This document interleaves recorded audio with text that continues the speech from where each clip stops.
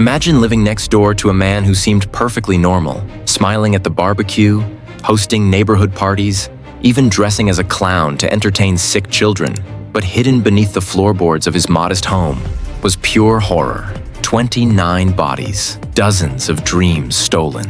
Tonight, we dive deep into the chilling true story of John Wayne Gacy, the killer clown, and reveal the terrifying secrets buried under his house. Stay with me, because what you're about to hear will chill you to your core. By day, he was Pogo the Clown, a figure of laughter. By night, he became something far more sinister. John Wayne Gacy didn't just kill, he lured, deceived, tortured, and destroyed young lives with a coldness that's almost impossible to comprehend.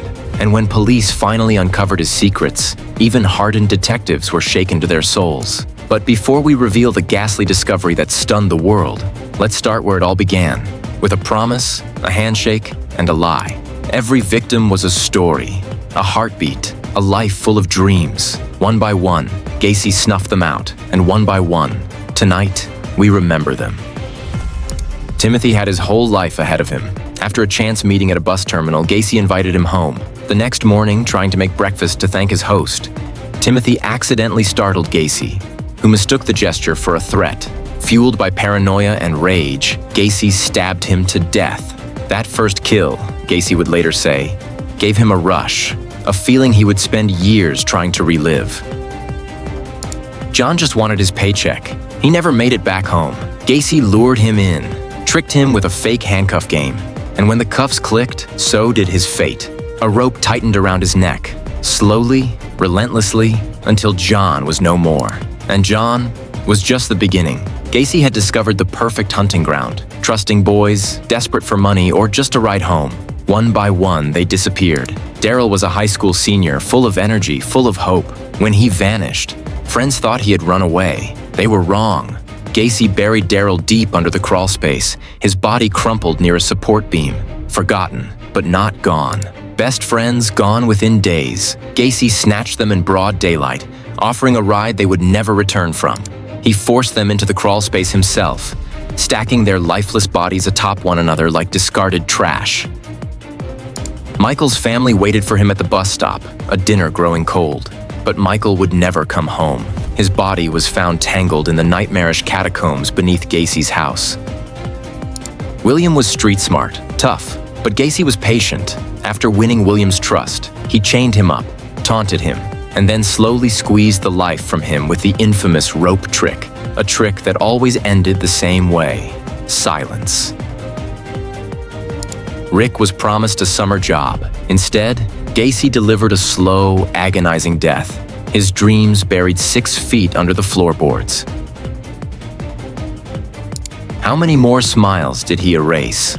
How many more mothers stayed awake at night, waiting for sons who would never walk through the door again? Michael Marino, just 14, Kenneth Parker, 16, Gregory Godzik, 17, John Sick, 19. Boys and young men, lured by a handshake, a smile, or the promise of a better tomorrow. And all led to Gacy's house of nightmares. Some were tortured for hours, others for days. Some were buried so close together that bones intermingled, making it nearly impossible to tell where one ended and the next began. His weapon wasn't just the rope, it was trust. Gacy's most chilling tool was manipulation.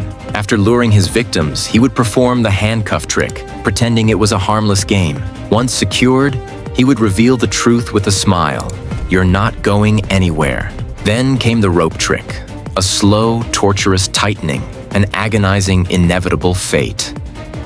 Sometimes Gacy even wore his clown costume during the torture, a painted face grinning as he extinguished life after life. As he later admitted, it was all about power and control, about making someone completely helpless and savoring it. The house smelled of death. Officers braced themselves as they dug into the cold, wet earth. First, a bone, then another, then body after body. 29 victims were recovered from that crawl space, their flesh long decayed, their stories silenced, until now.